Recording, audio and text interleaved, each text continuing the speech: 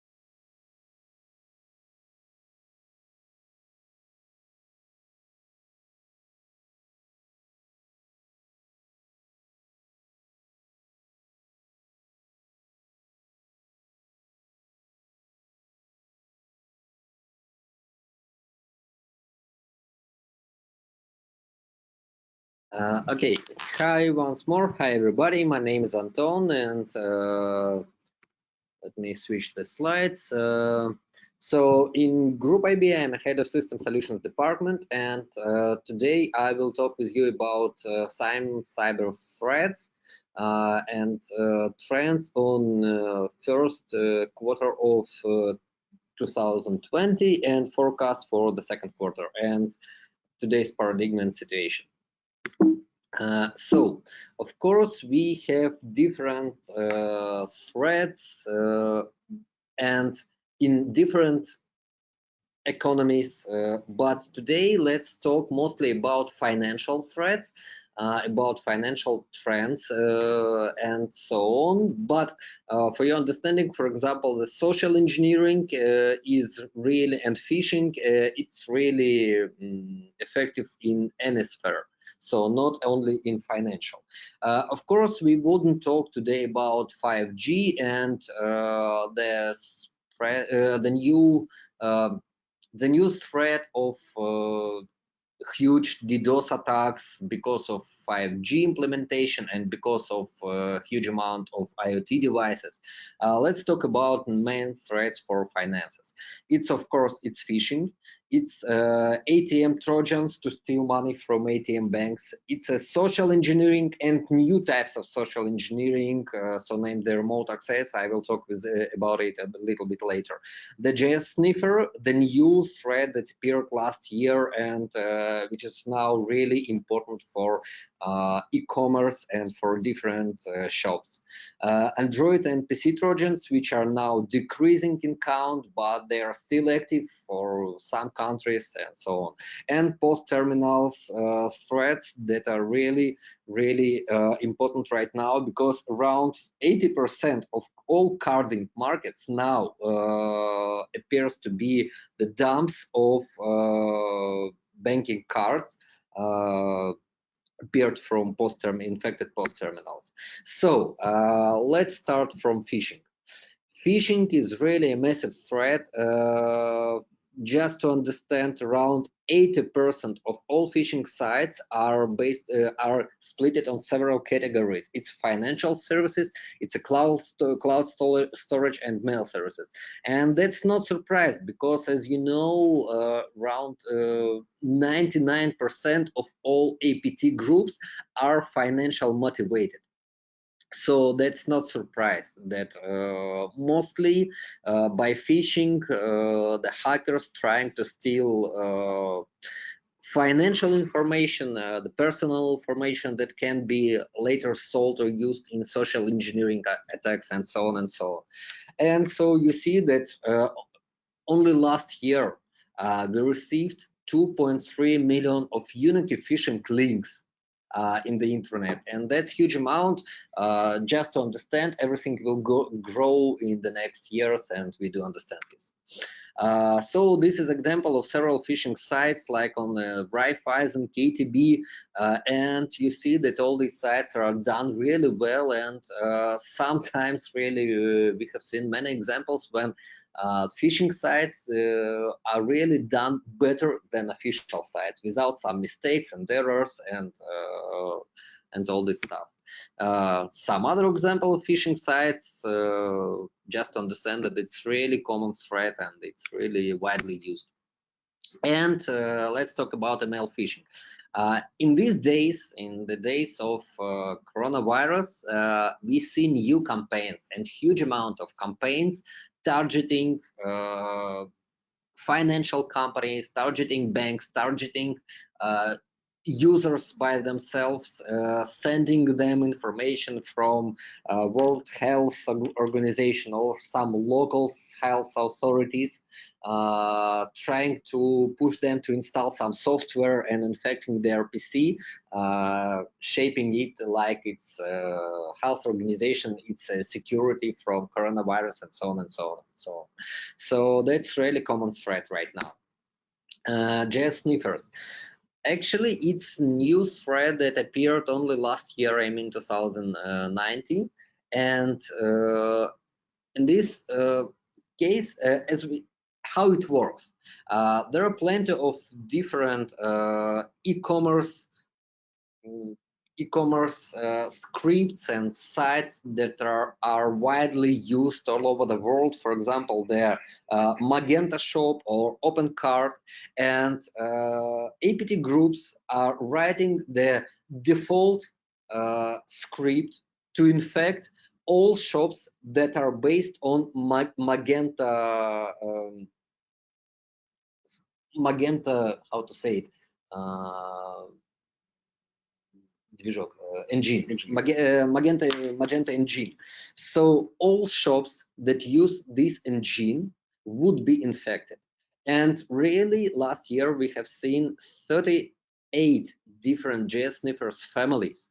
And it works this way. So the shop is infected and all cards that users enter these shops are being hijacked by the hacker, and then or they use it to buy some goods or they sell it on card shops. And so it's a huge threat because in there are in one day the amount of visitors on infected sites except 1.5 million people per one day. So it's a huge threat actually.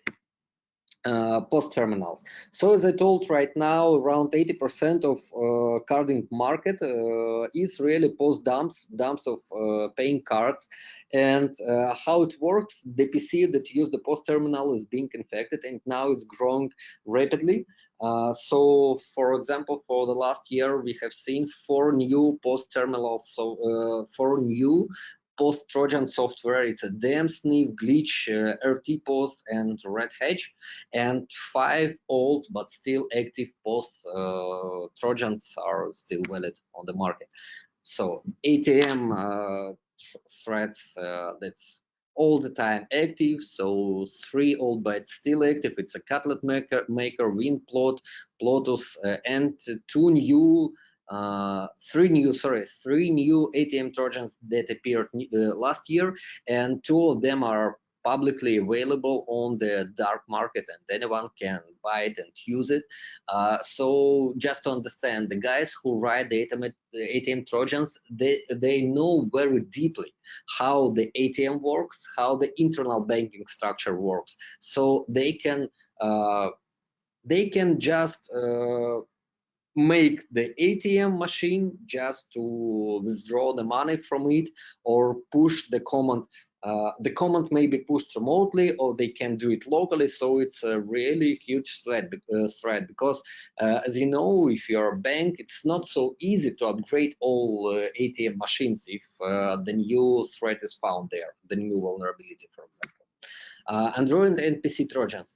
Honestly, they are the amount of these Trojans are decreasing. Now the hackers switching more to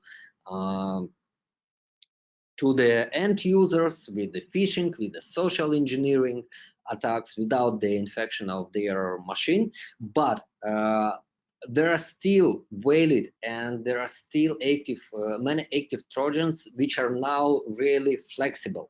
I mean, the hackers can just write some new parsers for new banks, and that's not so difficult for them, not to write a new Trojan for each bank, but to write the really global Trojan to work with different banks and to still to sell it on the Hacking Forum. So it's still valid threat, not so massive, but still valid. And new types of social engineering, like you see in this video. So the hacker calls its victim and tells him that he's from bank and his money was stolen, so you should install some software to prevent it. And the TeamViewer is being installed on the mobile devices, like in this example. And so after that, the hacker have all access to the device of the user. So you don't need actually the user don't need to give him some numbers from his messaging services or to do anything. He's just install software, and so hackers are just trying to create new ways of stealing money, and that's not something new for us. So yeah, some additional stuff that I want to tell you, that we see that at least 3 of Russian-speaking APT groups, it is Silence, MoneyTaker, and Cobalt, are really spreading outside Russia. So before they attacked mostly Russian banks, now they are attacking and African banks and banks all over the world, and it's really huge threat for the global community. So forecast taking into account the today's situation with coronavirus. In global, we do see that that the amount of APT groups are increased, and they are increasing the number of targeted attacks against bank employees. They're using the social engineering, the phishing attacks, the different infection methods, and so on and so on. Right now, we do see that as many workers are trying to move to remote jobs, to remote workplaces with remote access over the VPN and so on and so on, the number of attacks on such guys are increased. So the hackers will attack these remote workers, the hackers will attack the infrastructure of the companies who install the remote servers, and so on and so on. So social engineering, as I already shown you, the amount of fraudulent activity increased, and the hackers are selling the test for COVID-19, selling the vaccines, just infecting the PC and so on. The espionage is still active. The ransomware will grow up this year anyway, and the number of fraudsters are also increased, and they're trying to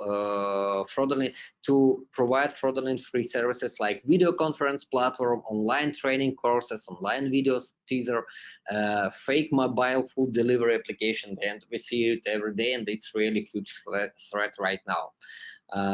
Okay, thank you a lot, and I give the word to my colleague Sergey Nikitin, and he will tell about how Office can be safe.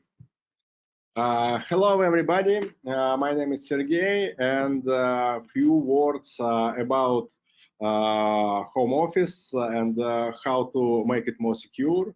If we're talking about trends, right now, online statistics of a lot of global statistic company shows that there are a very big increase and growth of open RDP ports, more than 4%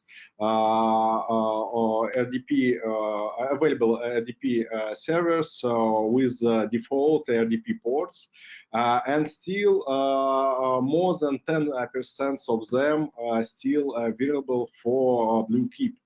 That means that right now, when a lot of people go to home for work, and system administrators had to manage and do this work available, they still use non-upgradable operation systems which are available to BlueKeep. We will talk about how to do it properly. The first one, we don't trust in passwords. We trust only in passwords with two-factor authentication. If you give direct access to your internal network for some remote workers, you had to use two-factor authentication. Because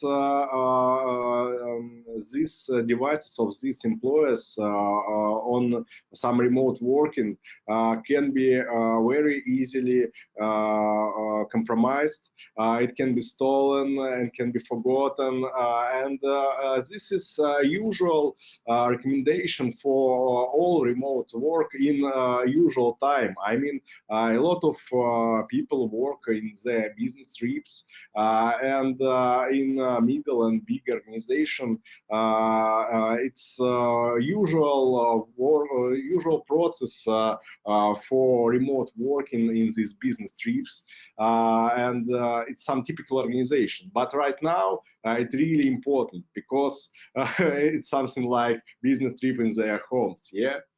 The second one, second problem, when we make some incident responses, we still see that a lot of organization cannot manage their logs. They didn't check them. They didn't check their availability, how long they can store it.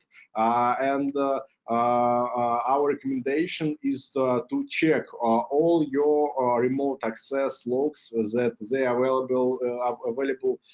You do backups of them and you store it for last 6 months, because when you got some incidents with remote attacks, you need these logs to analyze the attack.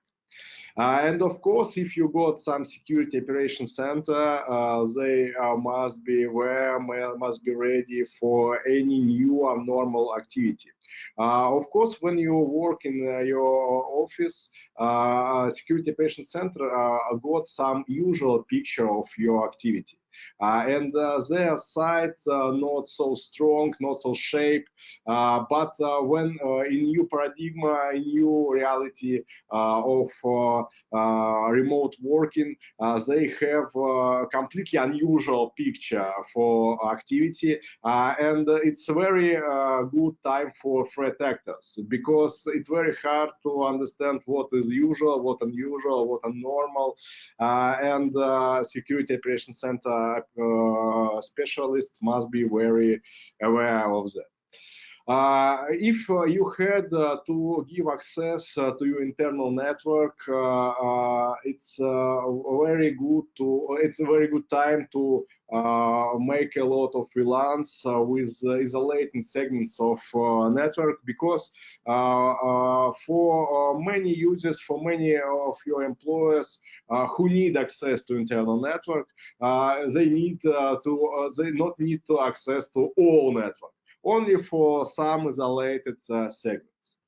Of course, there are a lot of hardware problems. I mean, usually organization did not have enough bandwidth from external channels and network equipment who can work with a lot of external VPNs with such abnormal activity, and it's a great time to make some checking, some stress tests of your bandwidth and your network equipment, and maybe make some reservation. Maybe you need to make some limits of your bandwidth for reservation for some external situations.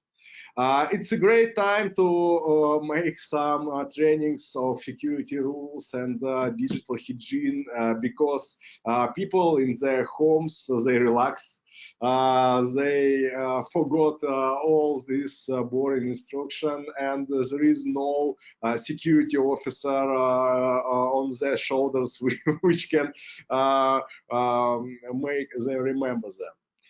Of course, you need to use some command and control or command and conquer rules. Yeah, I mean, users must have minimal privileges for their work, and in remote working, it's more important. Some very, I think, obvious but very good practice to make only one connection for one user and make some automatic disconnection with user inactivity.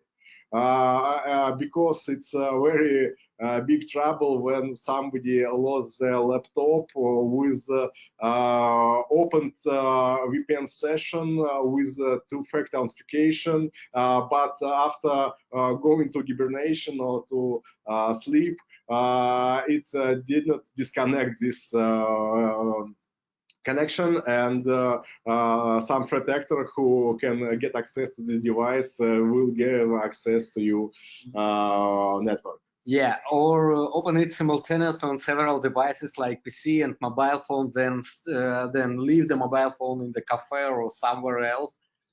Yeah. I think it's a good practice to monitor some abnormal activity, night activity for employees which did not need to work all day, all night.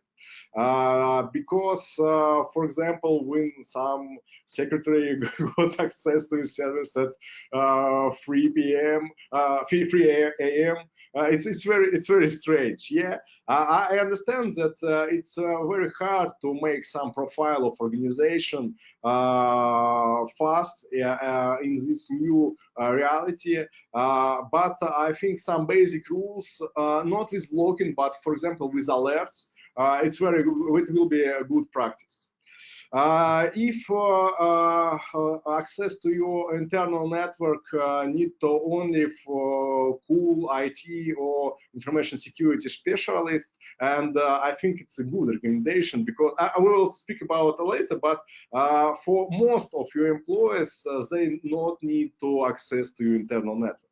But for whom need this access, if it's possible, to give them some static IP addresses from their home ACPs to make some whitelisting on your site. It depends on your country, on your ICPs, on many factors. But if you can whitelist something, whitelist it.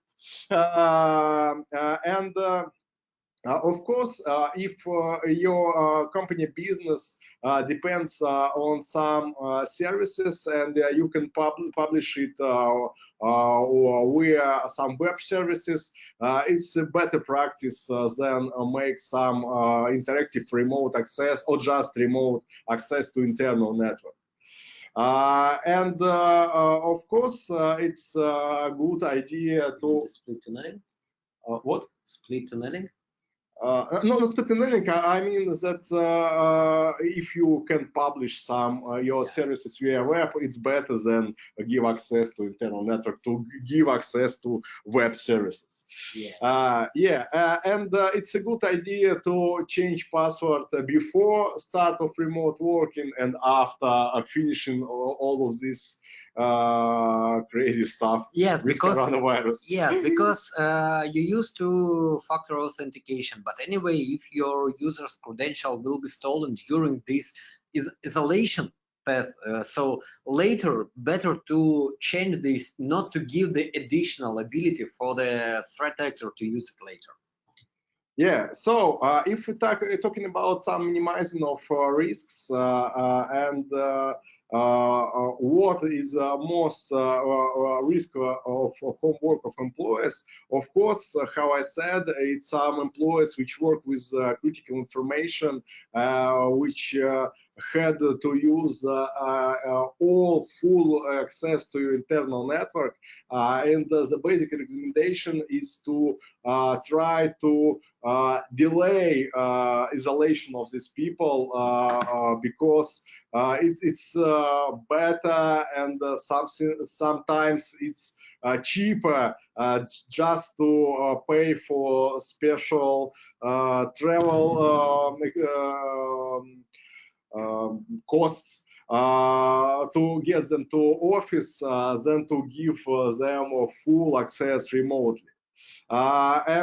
For most people, how I said, it's better practice to just give them access to their work mail and give them work laptops, and they can work with that without access to internal network.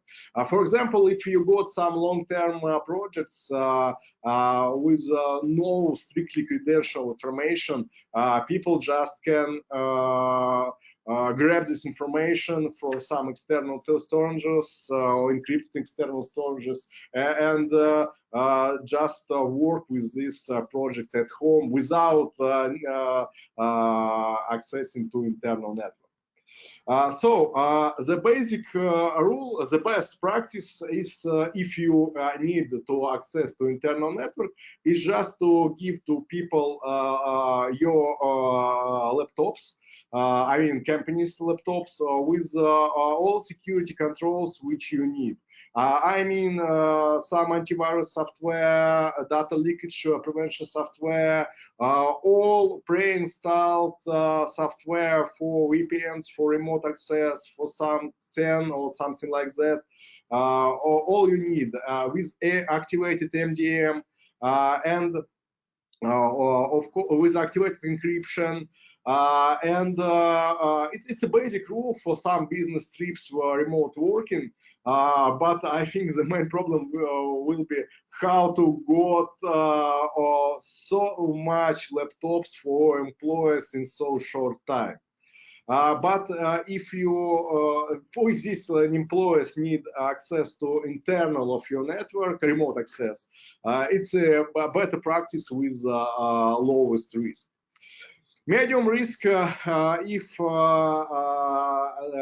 your employees had to access to some remote interactive or terminal servers from home computers. Because home computers, it's terra incognita, it's something which can be compromised a lot of times, and it can be a problem with some families, I mean members of families, because it can be some gaming computer or computer which shares with a lot of members of families which working remotely, and you cannot use MDM for it, but the basic recommendation is not to give full remote access to network, but to give some access to terminal servers. And just check that you make some split tunneling when they connected through VPN to your network, that all traffic will go through this tunnel, and you can use some border security controls, some IDMs to watch this traffic and to forbid some drag and drop, some remote drives sharing, some clipboard sharing, and they can work with these terminal services and compromising of their computers not so much risk.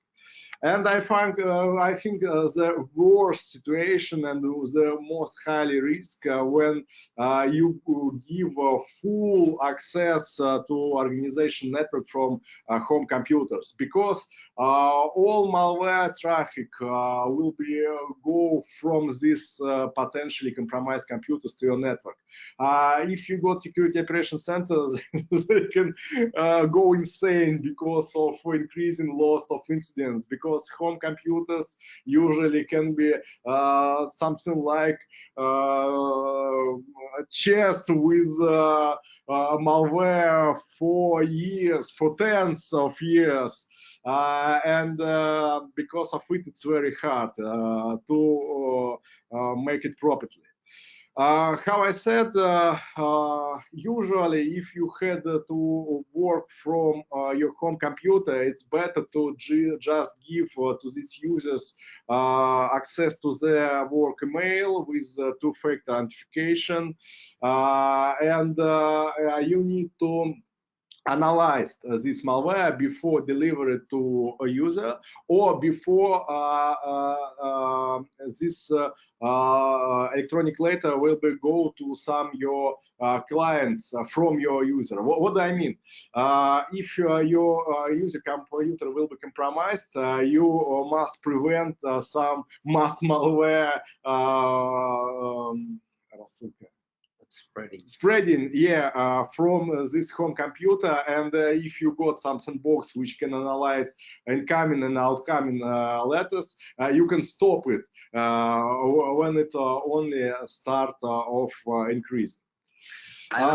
Yeah, I will probably add some additional, measure is not a measure, but nevertheless, it's a high risk or less risk when you're working from your bring your own device or when you're working from your work notebook. The best way, but it's not widely used, but the best way is network admission control or NAP in Microsoft terminology.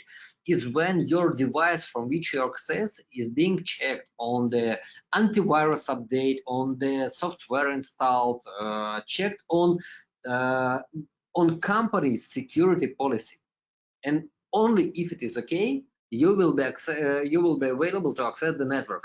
But in this exact case right now, it's not so easy to implement the network admission control right in several weeks, for example.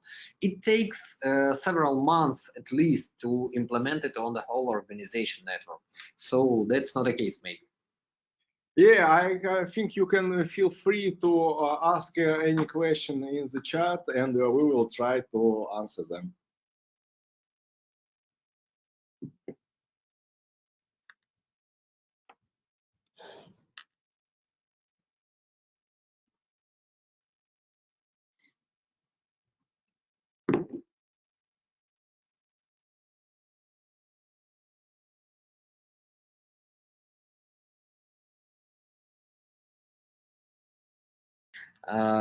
Actually, there are many phishing types right now, but the most dangerous is the sphere phishing. Oh, sorry. The question is, which phishing type is the most dangerous according to your experience? There are many types of phishing right now, and the most dangerous probably is sphere phishing. And the prepared phishing, targeted phishing on the exact user when the attacker knows everything about you, knows everything about your company, knows even the devices that can be used to prevent the phishing, and they know some information, and they can use, for example, the techniques like impersonation. Is when you try to pretend to be somebody just with your name and second name, for example, not being this man, and sending you their email with the name of the person from the other domain. And right now we are afraid of the future threat is their how it is named, their the deepfake.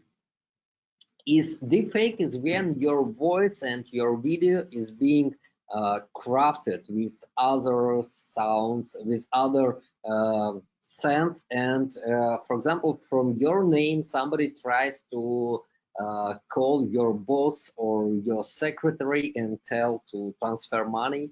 Last year the company in Deutschland, the 500,000 euros was stolen from the company in Deutschland using these techniques. But right now that's not so massive because the technology right now is not ready to do it in the real time. So hackers right now needs like several hours to prepare for the deepfake.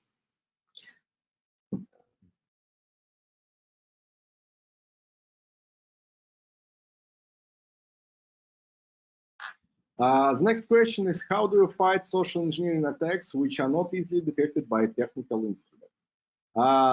There are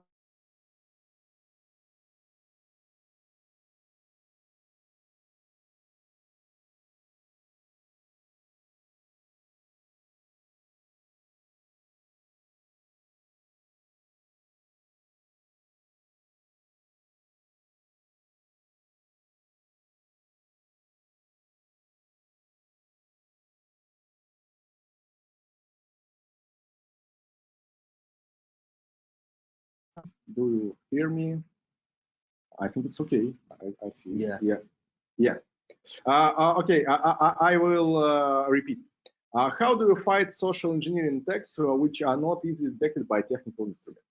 How I said, there are two answers for this question. One of them are very simple. Digital hygiene are very good for preventing social engineering attacks. because social engineering work with people, and you had to work with people to prevent them.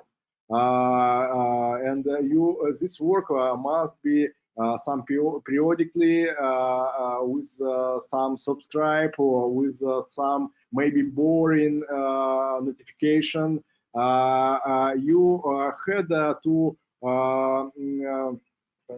train people for new types of social engineering attacks, new techniques, and only these trainings can be most helpful in preventing social engineering. And I think very hard way how to work with social engineering is very advanced threat hunting. Of course, you cannot prevent attack, but you can imagine all possibilities of other steps of kill chain of this attack, and you can check your network on these possibilities, on these some TTPs, and you cannot prevent attack, but you can see some consequences of attacks on some early stages of kill chain after social engineering. But you need a very big maturity of your security operations center and your security information engineers to do so hard threat hunting. Yeah, and probably I will add, social engineering is not the type of attack, probably. It's a technology that can be used in different types. If we are talking about, for example, the spear phishing or trying to infect your network, our laboratory and our threat intelligence, we constantly monitor the market and we see what technology or social engineering they use. For example, how they prevent sandboxes to open the emails, how they prevent users how they push users to push the links, to open the files, and so on and so on and so on. And we can add these avoidance techniques to our solutions. If we're talking about the network solution or the sandbox for behavioral analysis, we can add this. If we're talking about, for example, the phishing sites and use social engineering attacks to push the user to visit phishing sites and to enter his financial data, this is the only the constant monitoring. And as Sergey already told, the training. You should train your staff, you should train them not to push the links, not to open the software on their Android and iPhone devices, and so on and so on. Yeah, definitely the only training will help in 100% of cases, probably. The next question is, in your high-tech crime trends, you mentioned that sabotage and espionage are rising, but now we don't see it in your presentation. Has it changed due to coronavirus crisis? You know, by sabotage and espionage, we also speak about backhack that different APT groups provide against each other. Means when you have the state sponsors group who tries to show the technique that other groups used, and so on and so on. And of course, right now it's rising because of coronavirus either. So honestly, when I read the report, I thought we've written about it. That sabotage right now, the blackout technologies and all the other stuff, because of cyber wars between different countries is rising, the sabotage will rise either. I am not talking just about, for example, the commercial sabotage or espionage. It's rising all the time and not only this year. I can add that if we're talking about sabotage and espionage, we know that the dwell time of this attack can be very big. And because of coronavirus crisis, a lot of companies with remote working, with remote security operation centers, they will relax. And I think we will see these statistics and these syntheses in the nearest future, because threat actors will have very big freedom in already infected networks, because, how I said, dwell time are very big, and right now they have a lot of possibilities how to make their attacks bigger with some more dangerous sabotage, Yeah, and something exactly. like that. And not only because they relax, that because the remote work gives additional threats, additional ways for the attacker to enter your network. And of course, right now that's not so important. I mean, the company wouldn't sell the information from the company to the other, but after everything ends, that will be of really high value. And definitely that we will see, as Sergey already told, we will see the results of this later when everything In nearest future, yeah. which industry will suffer the most? You know, this is more financial question, because as we see right now, the small and medium business it really suffers too much, and many companies are closing all over the world and becoming bankrupt. But when we are talking about the hacking stuff, the security, then I think the critical infrastructure is on the most danger right now, because this is what we all need. The not FMCG, but sorry, the financial services, the logistics services, and everything that you need all the time. So definitely they will suffer, because definitely, as we already told, they will open new vulnerabilities. They will open new ways for the attackers to attack them. So they should, even right now, even when everybody in a hurry and trying to provide the remote works and ability and all the other stuff, even right now, they should really deeply evaluate risks and provide necessary security measures. Yeah, I want to add that my prediction that before coronavirus crisis, a lot of middle and small businesses was very close to be enough mature to start working with their information security. Because how you know, for example, for small businesses, there is no some security information officers, and sometimes some IT support on outsource. And right now, because of financial problems, this some solutions of information security problems will be forgotten, and in nearest future it will be affected, because incidents will be very powerful and destroyed. And the second idea that with such big financial problems, when you cannot just buy some security controls, some information security specialists, and you got a financial problem with your business, any kind of attack can be last attack for your business, because it can be completely destroyed. You have no enough money to restore it from the attack. For example, some ransomware can literally destroy your business at all, because you cannot restore your data, and in such financial situation, it will be a last punch to your business. Yeah. How do I make my home network secure? You know, that's rather bit complicated question, because it depends on your home network. Definitely, you should update your border devices like wireless point, access point. Definitely, you should update everything at home. You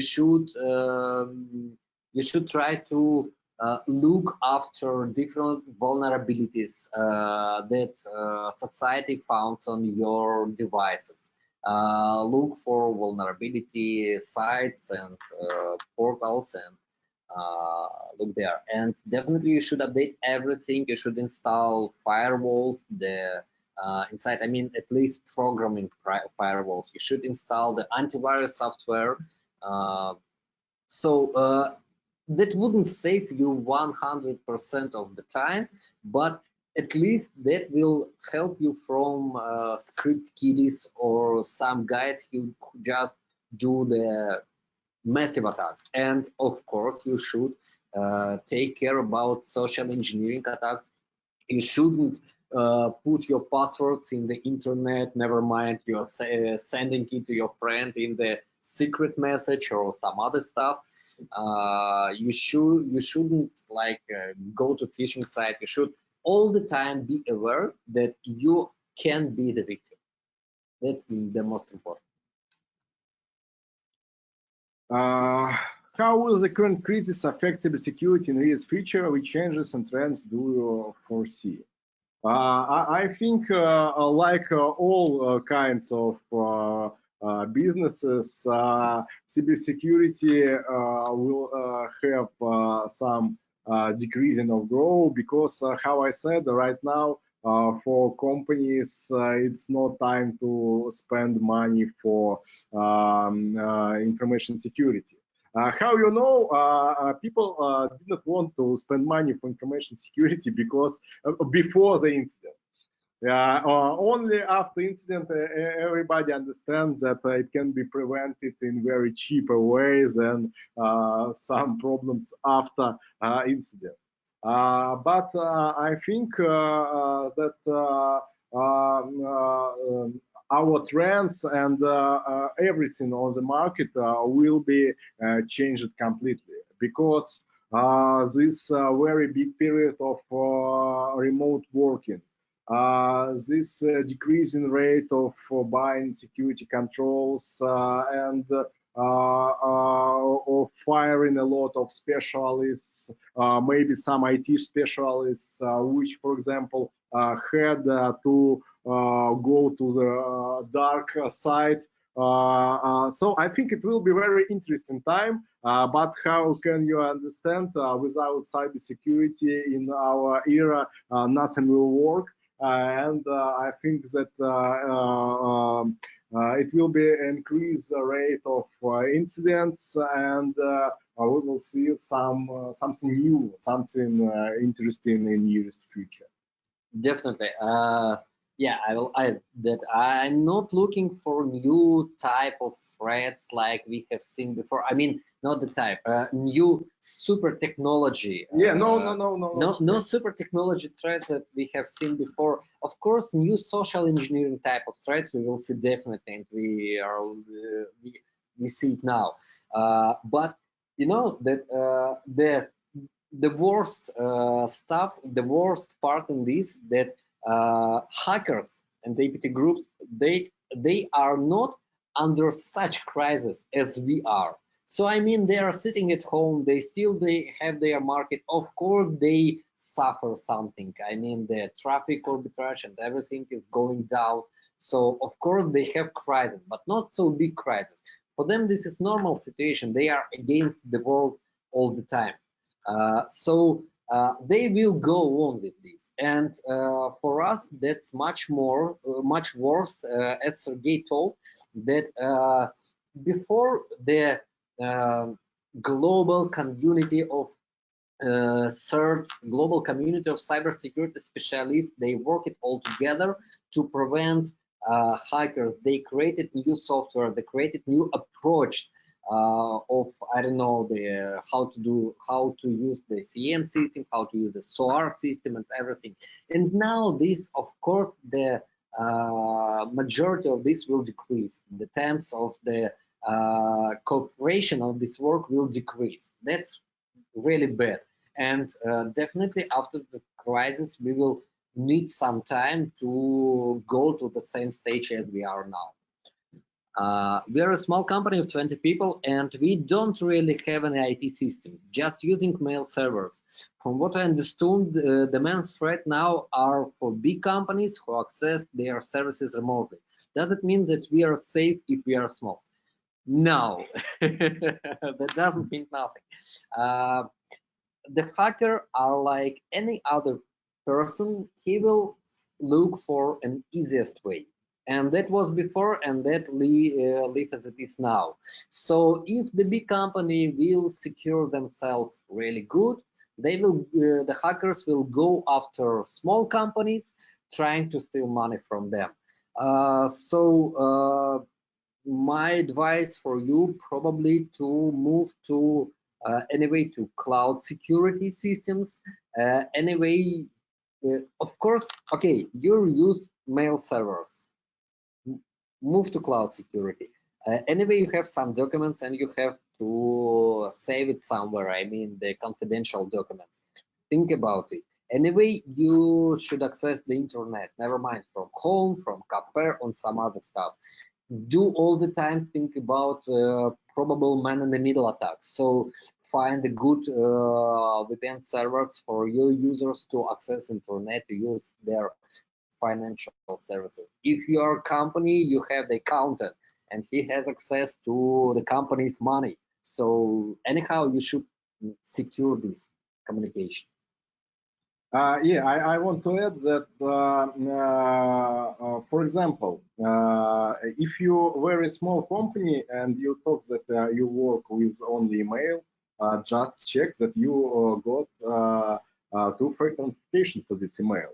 And the second idea is that if your financial work still working, you need to provide some access to client bank system, and if your staff do it from their home computers, you got all pleasures of dealing with banking drawings and a lot of other financial instruments to steal money from a bank client system. I mean, it's very rare situation when only IT system which you are using is email. If you will look to a picture widely, you understand that you are using a lot of IT services and you need to be aware of attack from any of them. Yeah. Yeah. How is remote work organized in Group IB? You know, as a cybersecurity company, of course, we use all our recommendation, and of course, we have the super secret and super secure VPN access with two-factor authentication. All our devices are corporate devices, and every device is really secured with all the necessary software like an EDR, like firewalls, and of course we even never mind we are a cybersecurity company. We all the time we do training for all our staff for them to be secure working from home. So definitely everybody has access only to the resources that he needs. We don't provide access to all our corporate network to any user, and definitely this is done only for somebody who needs it. I mean, some of our staff can work from home without remote access, and they work. And in our case, we, as a cybersecurity company, we provided this opportunity long before this crisis. I mean, we were prepared for this. At least that this can happen in some future. So I think we are not in a hurry like other companies. We're trying to help them, but as for our own infrastructure, we are ready and everything is okay in our case. Yeah, and for understanding, the most part of our security engineers are still on their workplaces. Yeah. Our security, our CERT are working. And of course, a lot of our employees from non-services or engineering departments, they can work from home and they working at home, but they not need some special access, yeah. remote access to our network. And because of this, dangerous times, we are still on duty with our clients, and our engineers are still on their some battle duties, trying to save the world. Yeah. Okay, guys, thank you a lot. Thank you for being in such a complex time here. Thank you for hearing us and for asking questions. We are glad and ready, and hope later we will provide some other roundtables to discuss different questions. Yeah, stay home. I hope you will feel well, and thank you for listening. Thank you.